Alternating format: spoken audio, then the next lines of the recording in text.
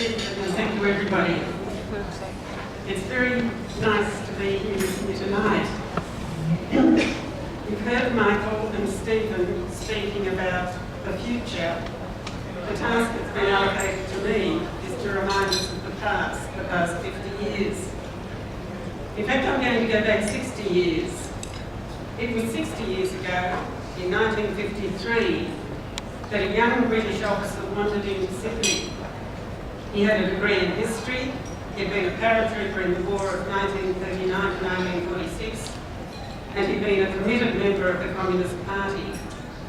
That last fact makes it a miracle that he was allowed into the country, but allowed in he was. The name of that young man was Ken Buckley. Why he came here is not the subject of this discussion. It's the impact that he had that is highly relevant to the reason we're all here tonight. 10 years after his arrival, Ken had a secure position as a lecturer in history, predominantly economic history, at the University of Sydney. He was a gregarious man, and he socialised with that challenger of Sydney society, the bush. The bush has been the subject of a number of books, and it's worthy of a speech of its own, but not tonight. In 1963, Ken attended a party at King's Cross. Not a rowdy, rambunctious party, but a quiet party where people drank moderately and discussed the issues of the day. Not much noise was generated. One amorous couple appropriated the bedroom. It's relevant to note that couple consisted of one male and one female. Why is that relevant, you ask? You will see.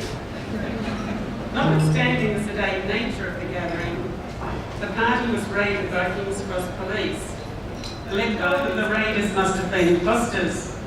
An inauspicious event. Well, it certainly looked like that. But it was one that turned out to have the most beneficial consequences. Out of it sprang the Council for Civil Liberties. That event was the genesis of a proud and productive half-century. Ken Buckley, who with his late wife Baroness, I'm proud to claim as having been a friend, was not the person to allow what he saw correctly as an abuse of police power to pass quietly. So enraged was he by the way he and his friends were treated by the police that he gathered other like-minded people to convene a meeting. His co-conveners were of the utmost respectability.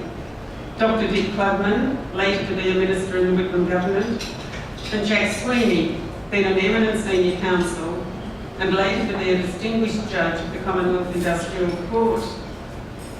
To the surprise of the conveners, the meeting was attended by 35 people, including more eminent lawyers, some of them later to become political leaders, Neville Wran and Lionel Murphy among them. The meeting resolved to form a Council for Civil Liberties, although there was much discussion about what the name of the organisation should be. It's difficult to believe that 50 years have passed since that meeting.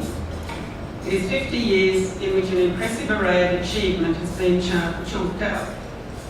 One immediate result of the meeting was the opening by the then stumbling and bumbling Australian Security Intelligence Organisation of a file.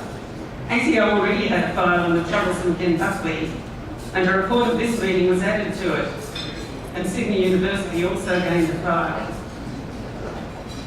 Given the circumstances that precipitated the meeting, it's hardly surprising that the newly fledged organisation had a focus on misconduct and abuse of power by police. But its focus was much wider than that. A cardinal principle adopted by the Council was that freedom of speech should be absolute.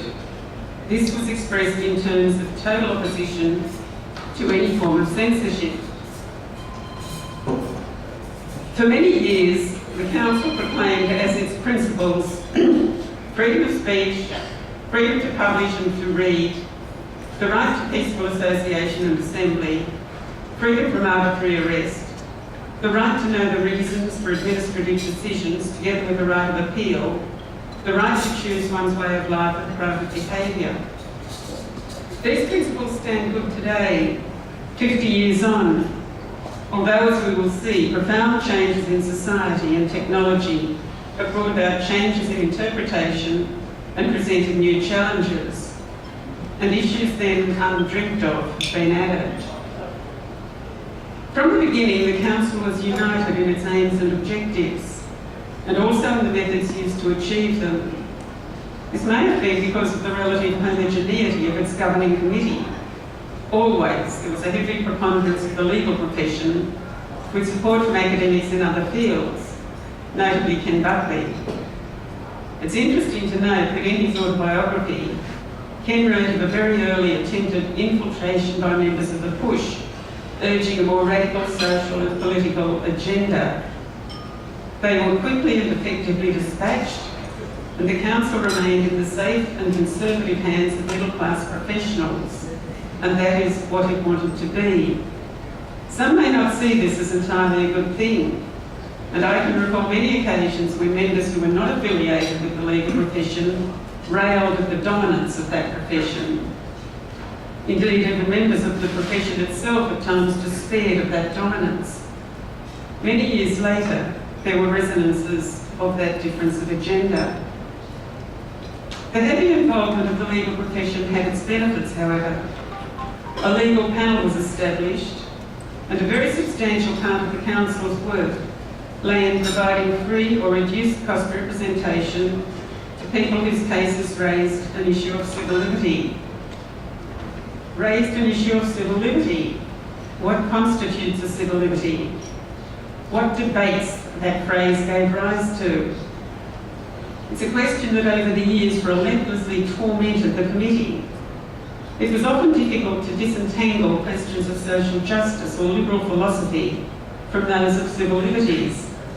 I well remember a debate over some government policy or other when we almost settled on a position that a certain government payment, I now have no idea what it was, should be increased to a stated sum. The irascible Dick Klugman had been uncharacteristically silent through the debate, even patient. Once the decision was near, however, he could bear it no longer. So $3 is a civil liberty and $6 is not, he barked. Of course he was right. I'm not sure we ever settled on a satisfactory way of defining civil liberties. I wonder if you continue to have the same debate. Our critics frequently let us know that we got it wrong, at least in their opinion. For many years, much of the work of the Council lay in the cases it pursued with the help of the legal panel.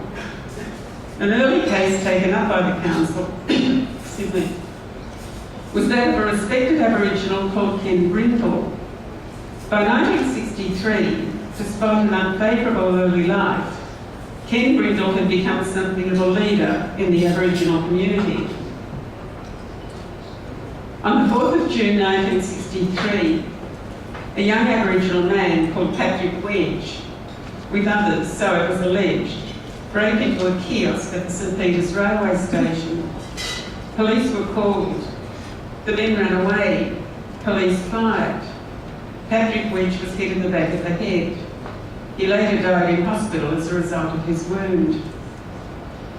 You will know the name of the Reverend Ted Knopfs, the founder of the Wayside Chapel. Reverend Knopfs read a report of the shooting and the death. Unimportant, so it seemed. Patrick Wedge had been running away and police were therefore entitled to shoot. It was near misfortune that he died. Reverend Knopfs did not see it that way and contacted Ken Brindle. His real concern was to ensure that Mr Wedge's family were notified. Anyway, he contacted Ken Brindle, and Ken Brindle promptly went to the Newtown police station. Unfortunately, he went straight from his work as a labourer on a waterboard tunnel. His clothing was dirty and torn. At the police station, he encountered a hostile and racist reception. He was called a cheeky black bastard, punched and charged with using insulting words. What were the insulting words? The prosecution alleged that Mr Brindle had said to a policeman who had so politely tried to explain to him why Mr Wedge had been shot, "You bastard, you're just as bad as the rest of them." A large array of police witnesses was assembled to give evidence against Mr Brindle. Central to their case was that Mr. Brindle was intoxicated at the time. An equally large array of witnesses gave evidence to the contrary in support of Mr. Brindle. These included such respectable luminaries as Reverend Knox and also a Reverend Downing, as well as work colleagues of Mr. Brindle. All agreed that they had seen no evidence that Mr. Brindle had been drinking prior to the events in question. The immediate upshot was that Mr. Brindle was acquitted of the charge of insulting words, but the CCL was not prepared to let the matter rest there. Civil proceedings for assault and malicious prosecution were taken, and Mr. Brindle was ultimately awarded the sum of £400 in damages, a considerable sum in 1965. The Brindle case was important for a number of reasons. It involved clear abuses of police power. It involved clear discrimination, stereotyping of Aboriginals, and it highlighted the difficulties faced by anybody who sought to make a complaint against police. Such a complaint was investigated by other police. Hardly surprisingly, such investigations almost invariably resulted in rejection of the complaints and exoneration of the policeman against whom the complaint was made. The Brindle case caused the CCL to begin to urge for the establishment of an independent tribunal to investigate complaints against police. We would wait many years before such reform came about, but we now have the Police Integrity Commission. Not all CCL cases had such a satisfactory conclusion. Take the case of Mr. Glenn Corbishley. Mr. Corbishley was in 1967 a 28-year-old invalid pensioner, having suffered encephalitis. The after effects of his disease left him with symptoms of double vision, breathing difficulties, stammering, incoherence, and the appearance of drunkenness.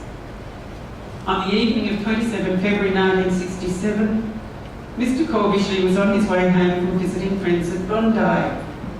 Feeling ill, he stopped for coffee, but it was late at night and the coffee shop was closing.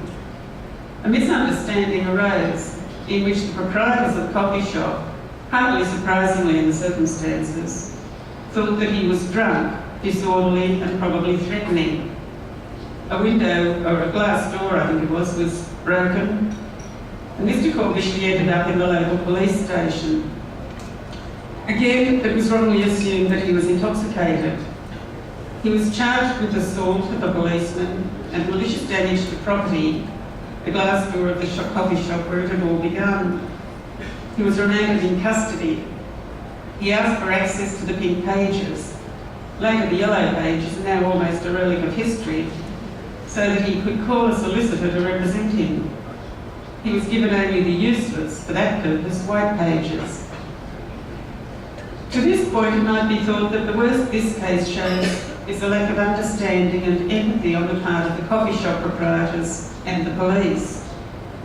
It was Mr. Corbishley's appearance in court that gave rise to civil liberty issues. In what is now known as the local court, then the Court of Petty Sessions and formerly the police court, Mr. Corbishley was refused bail and remained in custody for 14 days for the purpose of psychiatric assessment. A cursory psychiatric assessment revealed no evidence of a treatable psychiatric condition, but the report suggested unreliability on the part of Mr. Corbishley. It was the train of events in the court that brought the CCL into the picture. Mr. Corbishley asked repeatedly for an adjournment to enable him to obtain legal advice. The transcript of the proceedings suggests that the magistrate tired of Mr. Corbishley's cross-examination of the witnesses and terminated it arbitrarily, his adjournment application having been refused. The magistrate used material that was not in evidence to support his decision to convict. He imposed a fine of $20 for the assault and a sentence of 6 months for the malicious damage, but he suspended that sentence. Thus, Mr. Corbishley was not required on those orders to spend any more time in custody. As it happened, a concerned lawyer was in court and heard what occurred. He was profoundly disturbed by what he heard. He contacted the CCL, as did Mr Corbishley himself, and so the council became involved. I won't go into the technicalities of the next part of the process.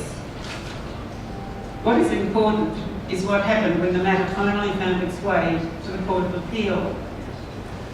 The President of the Court of Appeal said mildly, "There was a denial of natural justice in the proceedings before the magistrate, and it is discouraging to learn that justice has been administered in this way by a modern New South Wales court." Another judge of the court, however, Justice Holmes, was rather more colourful.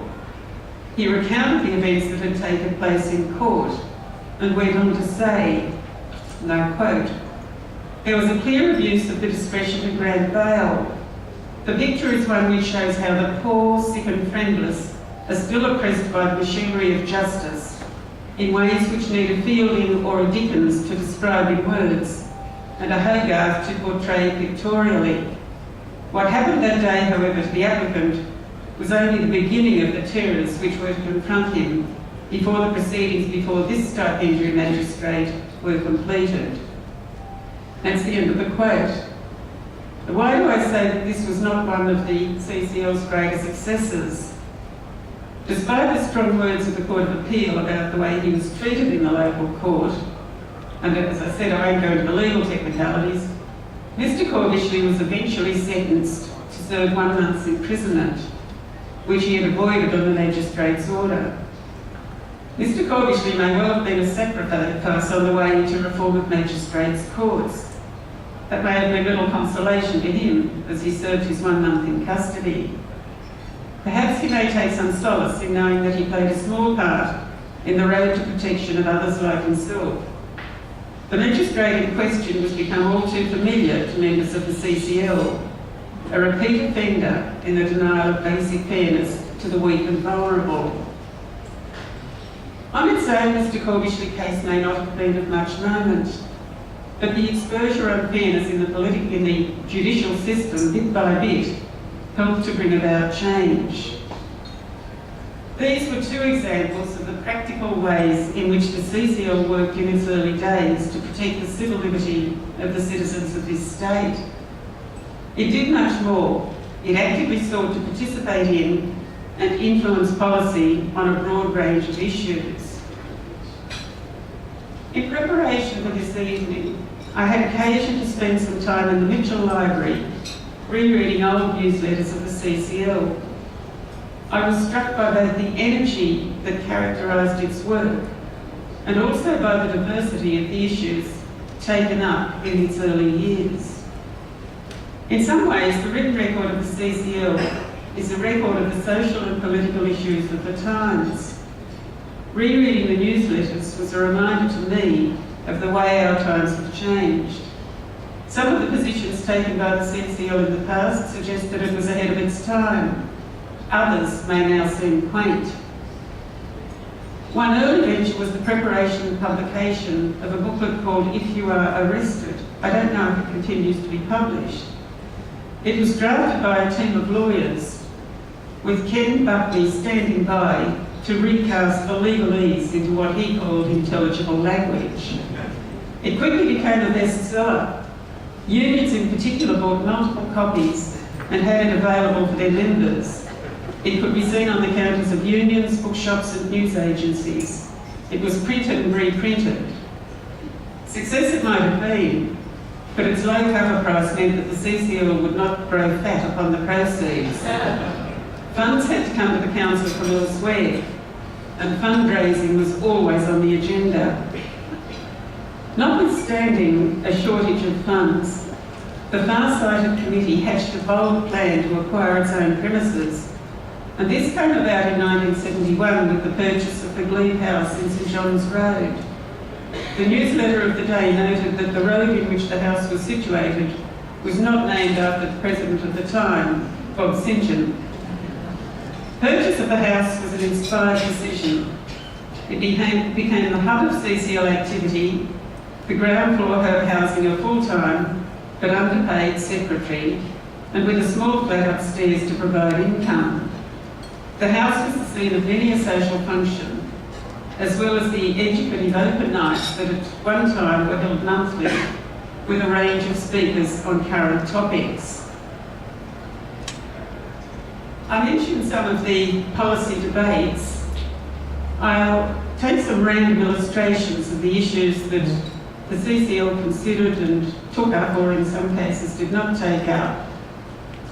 In 1965, a practice on the part of the Registrar General came to the attention of the CCL. Then, as now, the Crimes Act prescribed an age of consent for females. That is, the age at which they could legally consent to sexual engagement. That age was and is 16. Interestingly enough, no such restriction then existed for males. In another context, the law presumed that a boy under the age of 14 was physically incapable of sexual intercourse. He could not therefore be charged with rape. But that's a digression. Sexual intercourse was then narrowly defined. The law did not seem to recognise the more adventurous ways in which two people might, consensual or otherwise, engage. In any event, 16 was the age at which a girl could legally consent to sexual intercourse. Sexual intercourse with a girl under that age was an offence, known to the Americans as statutory rape and to Australians as carnal knowledge. It came to the attention of the Council that as a matter of course, when a birth was registered to an unmarried female less than 16 years and 9 months, it was automatically reported to police, so that the father of the child, who might have been of or about the same age, could be prosecuted for carnal knowledge. The CCL newsletters record that it took up the issue, protesting to the authority about the automatic notification. Unfortunately, the newsletters do not record any result of those protests. One can only hope that the practice has ceased.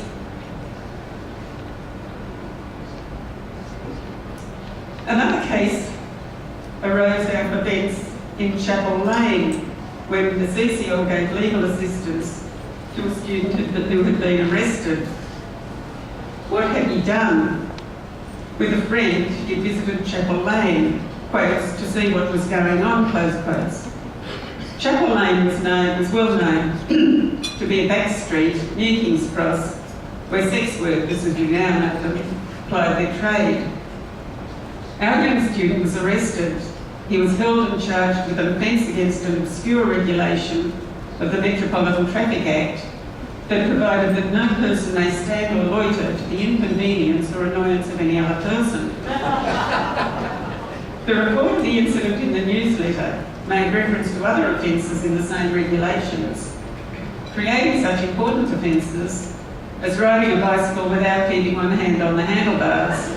That was the look mum no hands offence. Or riding a bicycle without having one foot on the pedals thereof, the look mum no feet offence. On the day of the hearing of this momentous prosecution, both police witnesses called in sick. An adjournment was refused and the case dismissed. A stunning victory for the young counsel.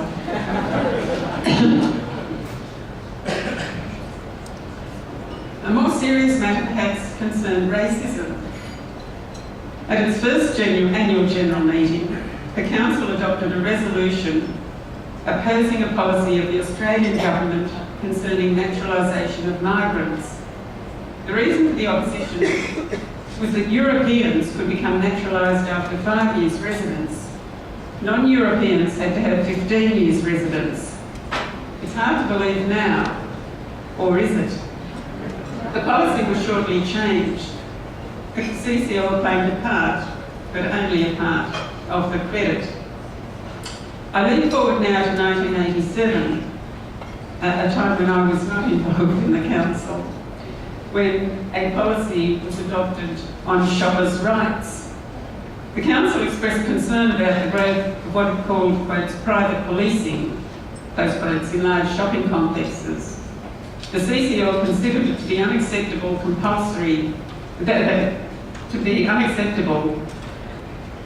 that compulsory bag searches, which gave store personnel more power than police.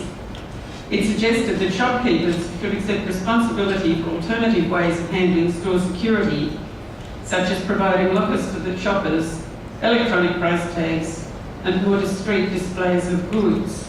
I have a feeling that we lost that one.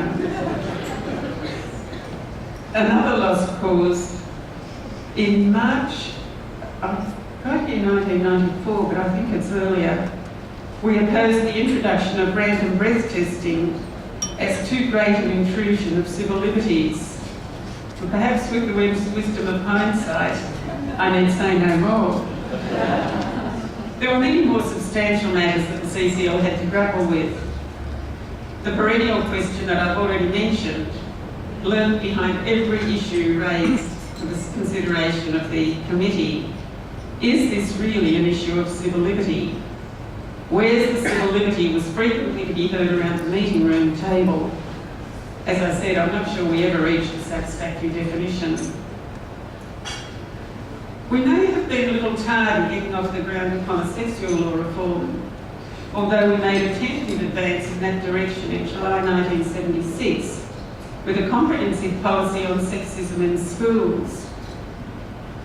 Besides urging the rapid phasing out of all sex-segregated schools, still a matter of controversy, we sought removal of sexist attitudes and practices in vocational guidance counselling, abolition of discriminatory practices in the employment and promotion of teachers, an emphasis on personal development courses, including provision of information on contraception and abortion, and better and more extensive treatment of sexism in teacher education courses.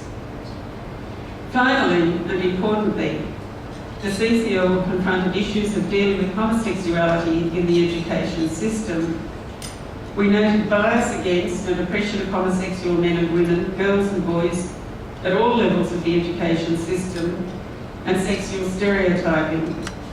We considered it necessary to rewrite school texts, not only to remove sexist bias, but also heterosexist bias. That was, I think, progressive for its time. But we seem to have gone off the boil a bit for a few years. When the issue re-emerged, however, it did so with a special poignancy. A little remembered highlight of the famous, or infamous, 21st birthday dinner was the powerful plea from the then President John Marsden, himself a proud and out homosexual, to the Premier Neville Wran. Mr. Premier, why should it be a crime for two people to love one another? It still brings a lump to the throat. While on the subject of that dinner, let it be remembered that it took place in the maelstrom that was created by what was known as the Age Tapes affair. The Victorian newspaper The Age had revealed that private telephone conversations had been secretly and illegally tapped and tape recorded by New South Wales police. What enraged Neville Wran was what he saw as the failure of the CCL to link to the defence of the victims of that telephone tapping. What was overlooked by him and too many others was the criminal conduct of the New South Wales police in taping the conversations. Ironically, Neville Wran had been Minister for Police at the time that it happened. I now move to an issue that arose and that in some ways certainly divided the community and caused some conflict within the CCL. In the fairly early stages, a challenge to the unity of the CCL came about by reason of the decision of the Australian government to join the USA in sending troops to Vietnam as part of the American policy to curb the creep of communism and Soviet power. The CCL quite properly decided that it would not take a position on Australian participation in the war. However, the decision deeply divided Australian society and all sorts of related issues arose. A number of organisations developed in opposition to the war. For example, the Association for International Cooperation and Disarmament, commonly known as AICD, Vietnam Action Campaign, and many student organisations. After what I imagine was much agonising, the Council issued the following policy. The CCL decided to refrain from taking a position on this difficult question. It's a question of social philosophy. involving beliefs about the rights and duties of a citizen in a modern state, far less clear-cut than the daily invasions into personal freedoms that the Council is accustomed to fight. It went on. Also, wide diversity of opinion within the CCL membership, the committee felt it would be improper to commit the Council to any one specific view and might well diminish the unity which exists in our usual activities. Third, the matter has been subject to intensive debate on platforms more suitable than our own, and there has been ample opportunity for individuals to influence public opinion. That was the statement from the Council. Protest marches and gatherings became commonplace. Peaceful protesters became the subject of surveillance for no reason other than their expression of political opinion. While maintaining a neutral position with respect to the war itself, that participation led the CCL into all sorts of divisive issues. First, there were the demonstrations. They grew larger and larger.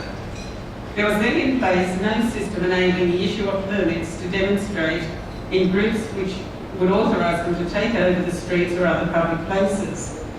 Police frequently seemed to consider it their duty to clear the streets of the protesters. Hundreds were arrested and charged. It was not uncommon for police to remove their identification badges. CCL's policy of support for the right to peaceful assembly was put to the test in a practical way. When notified of a demonstration, the CCL, if requested, sent its authorised observers. Wearing distinctive orange armbands, their task was, as their title suggests, to observe, with a view, if necessary, to being witnesses if charges eventuated. More subtly, it was hoped that their very presence might operate as a brake upon excessive police powers. The legal panel had its work cut out representing the people who had been arrested in these demonstrations. But worse was to come. Even before the troops were committed, in 1964 the Australian government had reintroduced conscription. There were some features of the way in which this was effected that may now seem bizarre. First, conscription applied only to males. It's difficult to see that being done in the 21st century. Secondly, potential conscripts were young men aged 20, in a day when the eligible age to vote was 21. Thirdly, selection was by ballot, a birthday ballot. Twice each year, a large barrel was filled with 182 or 183 marbles, each representing a day in the year that 20-year-olds were born. From this barrel was drawn the requisite number of marbles. If your marble came up, you were conscripted into the army for 2 years. In 1965, the National Service Act was amended so that conscripts would be required to serve overseas. That, of course, meant in Vietnam. Did this raise an issue of civil liberty? In 1968, the CCL decided that it did not. Conscription, like participation in the war itself, was a political issue. This was despite the fact that 20-year-old men with no right to vote were called upon to undertake military training and possibly serve in a controversial overseas war. Another tentacle of this debate arose out of the very narrow exemptions that were afforded to potential conscripts. A young man who could prove that he was a conscientious objector was exempt from national service. But proof that he was a conscientious objector was not easy. The young men who claimed that they were conscientious objectors had to obtain a declaration from a magistrate to that effect. It was not enough to be a conscientious objector to a particular war. They had, in effect, to be pacifists. The young men who made these claims were subjected to vigorous and rigorous cross-examination. A popular hypothetical question went along the lines of, if you saw your mother or your sister being raped or about to be killed, what would you do? If the answer included resort to violence, then the application generally failed. The applicant was not a true pacifist, he was a selective pacifist. A pacifist was considered to be one who endured violence in even the most extreme circumstances. The legal panel of the CCL gave a great deal of support to some of the young men who declared themselves to be conscientious objectors. Although I do not think it was a CCL case, a gripping account of the ordeal of one of those young men, Simon Townsend, is given in Ken Buckley's book, Offensive and Obscene, the Civil Liberties Casebook. I can tell you that some copies of that book remain available if you go to the very useful website called BookFound. They'll find it in minutes for you. And here is yet another slant on the issues raised by the Vietnam War. One of the demonstrations took place outside the home of the then Attorney General, Tom Hughes. The older members of this gathering will remember the newspaper photograph of Mr. Hughes at his front door wielding a cricket bat. Another delicate question to the CCL arose.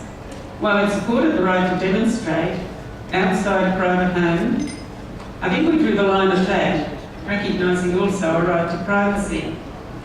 The CCL adopted as its policy, the CCL regards the right to demonstrate and the right to privacy in one's home as important and basic. The right to demonstrate should not be exercised at or in the vicinity of a private home except in exceptional circumstances. The justification given could be called pragmatic. The CCL stated, "The Council is concerned that such isolated incidents will be used by politicians to justify curtailment of the rights to demonstrate generally. The right to privacy should not be used as an excuse to destroy the right to demonstrate." One reason that the CCL was kept busy during the 60s and the early 70s was the level of political and social involvement and activity by the student population. Idealism was the name of the game. Students took to the streets in their hundreds and thousands, protesting the issues of the day, especially Australian involvement in the Vietnam War, conscription, and to a lesser extent censorship. Given that the right to freedom of association and peaceful assembly was a cardinal principle, CCL was ready to support in a practical way the exercise of those rights. This it could not have achieved without the generous contributions of the members of the legal profession who repeatedly gave of their time and skills. But then an age of economic rationalism dawned. The idealism of the 60s seemed to fade out of existence. As a personal anecdote, I remember as a member of the bar in the 80s being asked for the first time in some years to appear in a case in which the students had been arrested and charged after taking part in a protest march. My heart leapt. I was happy to assist. Perhaps the idealism of the 60s was returning. Share my disappointment when my clients told me the issue over which they had been protesting, the level of student allowances. And come now, I think perhaps I've gone on too long, but an issue that was very important in the 70s was prison reform. In October 1970, prisoners at Bathurst Jail rebelled against their incarceration conditions, which could only be described as inhumane. Bathurst, of course, is a central western town with a very cold winter climate. The prison was built in about 1888. It's undoubtedly an impressive-looking building of sandstone of historical and heritage significance. But suited to the needs of the 20th century, a feature is an ornate sculpted lion's head holding a key that is a Victorian symbol designed to impress wrongdoers with the immense power and dignity of the law. Not so impressive were the conditions in which prisoners by 1970 were held. Each cell had a tiny aperture open to the elements. They were unglazed. Prisoners spent about 18 hours of each day in their cells, frequently battered by rain and sleet. Cold as they were in winter, they could be correspondingly baking and stifling in summer. Nearby was a piggery operated by the jail, which attracted flies and insects and emitted all types of odours. Well, after the protest in 1970, prison officials retaliated by beating and punishing prisoners. Although complaints were made, nothing was done to ameliorate conditions. More riots took place in February 1974, in which a fire was started by petrol bombs, causing massive damage to the prison. The events were detailed in a pamphlet written by Tony Green, himself a former prisoner, and Jeff Mullen, in the following way. On Sunday, 3 February 1974, at approximately 1:30 p.m, a firebomb was thrown in the picture-perfect Bathurst jail. Several chairs were also thrown. As the prisoners moved out of the theatre to the front yard, a warder extinguished the firebomb. 20 minutes later, warders took a prisoner, William Joseph Kennedy, to C Wing, where he was beaten and blocked up. His screaming incensed the other prisoners, who broke out of the yard. All the warders fled from the inside of the jail. Some of the prisoners proceeded then to destroy and set fire to parts of the jail. At some point, whether before or after the beginning of the destruction, it is not clear, warders began to fire indiscriminately at the prisoners. Some prisoners were shot in the back, and one was shot several times while attempting to surrender with a white flag. The destruction and shooting continued for nearly 2 hours. By about 5 p.m, the last of the prisoners had surrendered, and they were locked into the backyard for 3 to 4 hours. Prisoners and warders continually exchanged abuse. At approximately 9 p.m, the prisoners began to break through the walls to adjoining yards in order to protect themselves from the floggings they considered inevitable. Later, 2 gas canisters were fired into the yards, and the prisoners were forced to run a gauntlet of warders armed with long batons. Some prisoners were beaten into vans and taken to other jails. Others were beaten back into other yards, and over the next 24 hours repeatedly assaulted. Upon arrival at Long Bay and Goulburn jails, some prisoners were again attacked. At Goulburn jail, they were forced to burn themselves by being made to carry two hot food canisters. For weeks after the riot, prisoners involved were held incommunicado. Members of the state Labor opposition and even the government were refused permission to see them, and letters from the prisoners requesting legal aid were stopped by the prison authorities and allowed out just before the committal proceedings were due to begin. For the next 6 months, prisoners were subjected to further harsh and callous treatment. At least one prisoner was refused medical attention for his injuries for 5 days. There was much more in the pamphlet. Some members of the CCL, acting in their private capacity, not as representatives of the CCL, published the document under the heading Bathurst Bashings and the Perversion of Justice in New South Wales.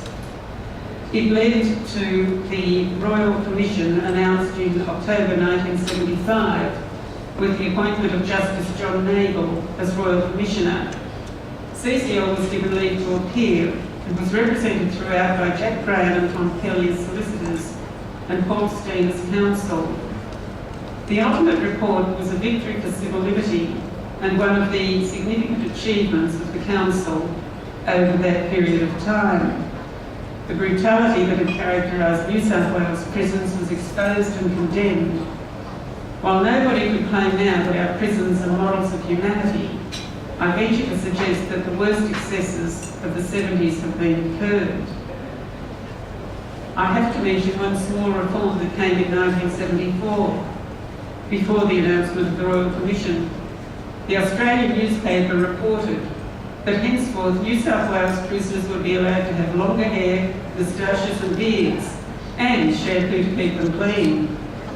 But, and there had to be a but, those who grew beards would have to wear them for at least 6 months.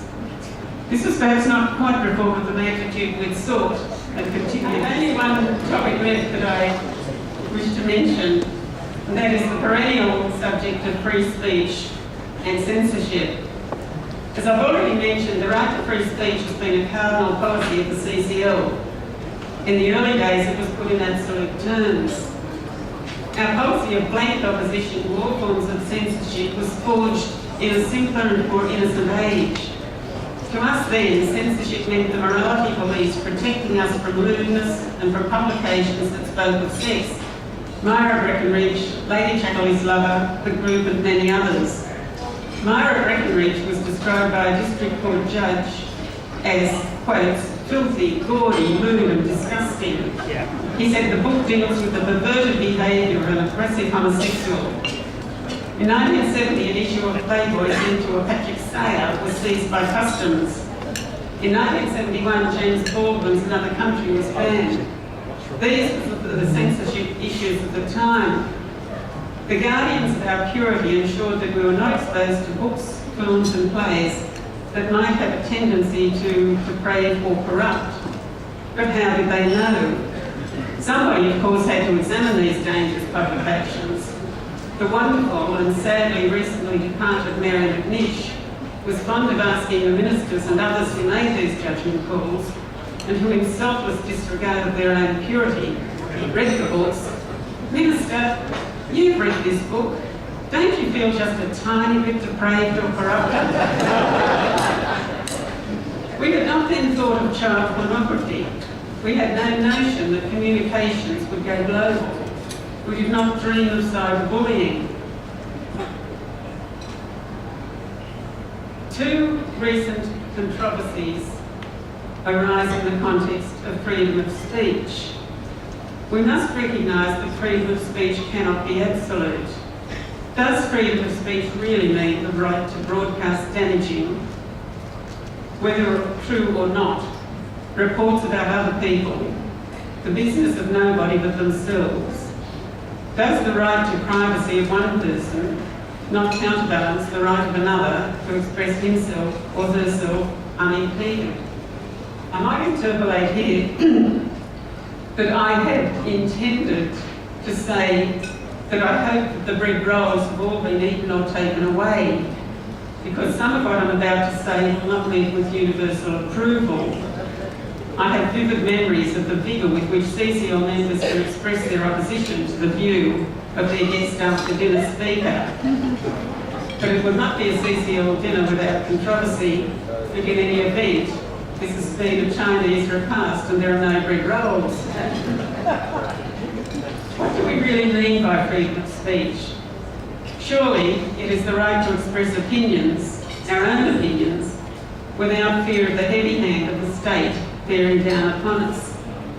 The two recent controversies of which I speak are WikiLeaks and the Bill Henson case. I'll start with WikiLeaks. Let me make it plain. For the purpose of these observations, I make no comment on the rights or wrongs of the exposure of overseas or Australian government policy and action. But let us not mistake WikiLeaks' publication of private emails as freedom of expression or the right of one person to freedom of speech. Whose rights are here at issue? The right of the authors of the emails to communicate freely and frankly in a manner they believe is confidential. In fact, may I suggest, it is the very antithesis of freedom of speech.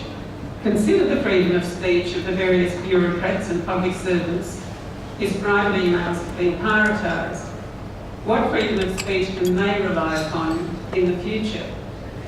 The point I'm making is simply this. It would be wrong to confuse the exposure of possibly inappropriate government conduct with freedom of speech. Let us see that and deal with it for what it is, whistleblowing. Let us judge it accordingly. The mere fact that it involves the publication of words, other people's words, does not make it a freedom of speech issue. The second controversy of which I speak is the Bill Henson case. I've not seen the photographs that caused the controversy, and I make no comment upon them. I have seen other works of Mr. Henson, and there is, in my opinion, no doubt that he is a superlative photographer. Much of the commentary that emerged from the confiscation of the photographs was uninformed and even ignorant, particularly a comment by somebody who had not seen the photographs that they were revolting. What I question is the basis on which the works were defended. They were works of art and therefore exempt from any form of control, the dreaded word censorship. Is it enough to justify any publication that it is a work of art? Should not one question be, what had to be done to bring into existence this work of art? Perhaps the Holocaust could have given rise to significant works of art. Is that enough? I don't propose answers to these questions. I commend them as questions worthy of consideration. The debate about freedom of speech and censorship is not simple. It is enormously complex. It involves the interconnection of many considerations. Finally, I cannot close without paying tribute to some of the great characters of the early CCL. There was Bob Simpson, later a judge at the industrial and federal courts, gruff, difficult, often, if not always, abrasive, but always available to represent the oppressed, the poor and the indigent, and blunt enough to pull us up when we became too airy-fairy. There was Trevor Martin, later a district court judge. Trevor was deeply intellectual and philosophical, always questioning the rationale of issues. In personality, perhaps the antithesis of Bob Simpson, Trevor was gentle and thoughtful. He helped us maintain intellectual rigour. There was Jim Staples, later a judge of the Commonwealth Industrial and Arbitration Commission. Always a renegade, always taking a different angle to the norm. Jim was one who courageously helped us to publish the Bathurst Bashings pamphlet. In his speech accepting judicial office, Jim borrowed from Prospero's speech from The Tempest and promised to give up his political activism. It is possibly the only time that Jim could not be taken at his word. Mary McNish I've already mentioned. She was outrageous at times, no respecter of high office for the sake of high office, and able to cut through cant and hypocrisy. Mary not only debated the issues, she worked in a practical way, often taking on the catering of the endless social and fundraising functions, and this she did superlatively well. And of course the Buckleys, without whom this organisation might never have existed, and without whose persistent and determined involvement it might not have endured. Ken and Berry were there at the beginning. They disappeared from time to time to take sabbaticals overseas, but always returned like a moth to a flame. It was as though they could not stay away. How many times did they resign? I don't know. They were the life force of the CCL. Even after their deaths, they permeate the organisation. CCL stands as an enduring legacy to their work. I had proposed to suggest that we drink a toast to their memory. I know we've already drunk a toast to the founders in general of the CCL, but may I suggest that you rise to drink a toast to the Buckleys.